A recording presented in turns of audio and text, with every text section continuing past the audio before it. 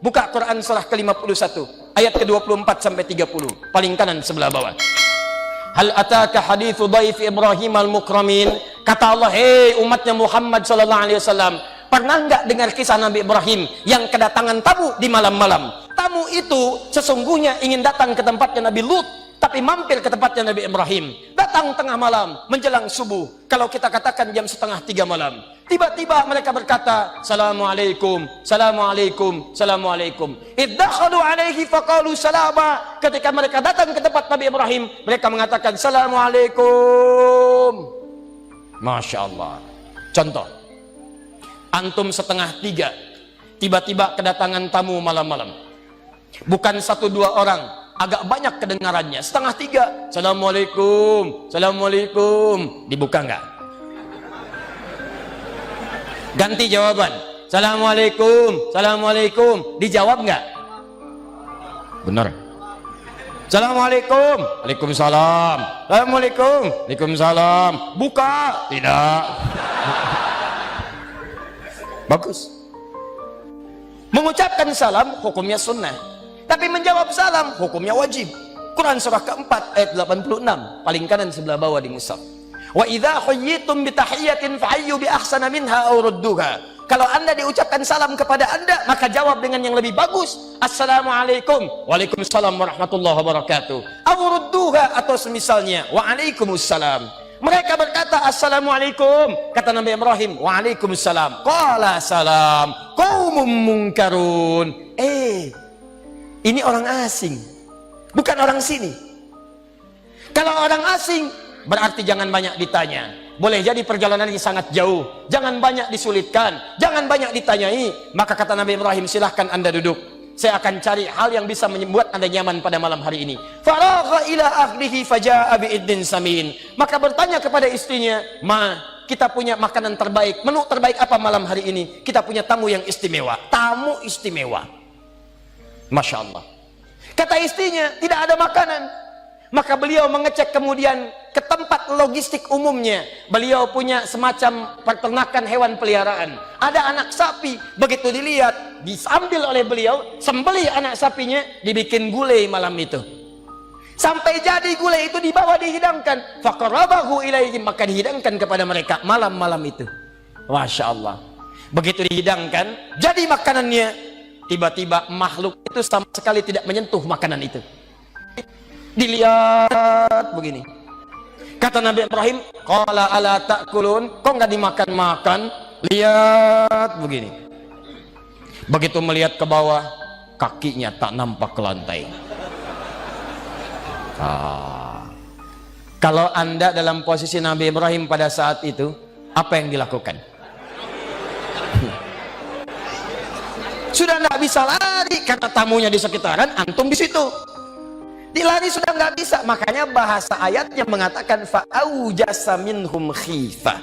Maka mulai merasa takut tapi tak punya peluang untuk mengelak.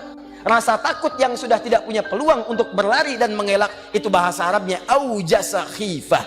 Fa'aujasa minhum khifah. Qalu la takhaf. Maka mereka berkata, jangan takut, jangan khawatir. Kami ini sesungguhnya bukan tamu biasa. Kami malaikat yang sedang menyamar.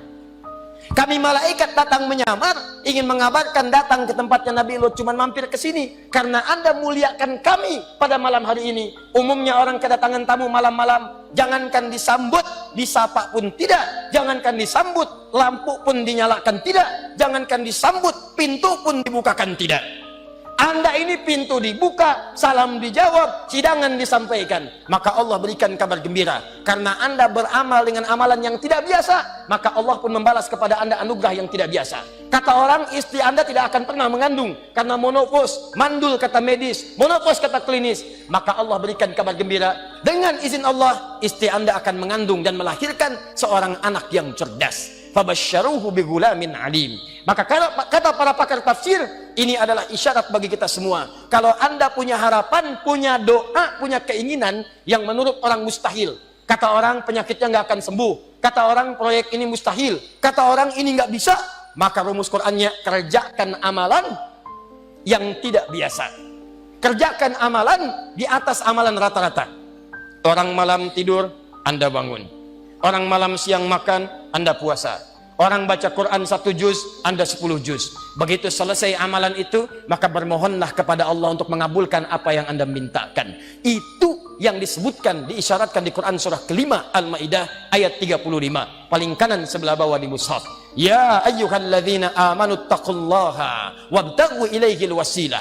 Hei orang-orang beriman, kalau kamu punya keinginan, punya harapan, punya doa, ingin cepat dijawab kata Allah, maka tingkatkan takwamu kepada Allah. Tingkatkan takwa. Takwa disebutkan 115 kali dalam Al-Quran. Dan takwa itu semua jenisnya adalah amal-amal soleh. Salat itu takwa, puasa itu takwa, haji itu takwa. Salat takwa, Al-Baqarah ayat 2-3. Dzalikal kitabu la raiba fihi hudan lil. Siapa muttaqin? Orang yang salat. Alladzina yu'minuna bil ghaib wa yuqimunas.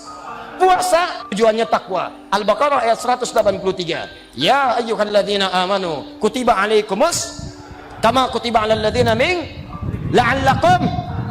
Haji bekalnya takwa. Al-Baqarah ayat 197 paling kanan sebelah atas. Al-hajju asyhurun ma'lumat faman farada fihinna al-hajja fala rafatha wala fusuqa wala jidala fil hajj wa ma taf'alu min khairin ya'lamhu Allah wa tazawwadu fa inna khairaz zadi taqwa. Jadi kalau Anda punya keinginan, punya harapan, punya apa yang Anda mohonkan kata orang mustahil, maka tingkatkan takwa. Ayo banyakin sholatnya, kerjakan puasanya, ayo siapkan cita-citanya, termasuk infak itu bagian dari takwa. Ayo sedekah.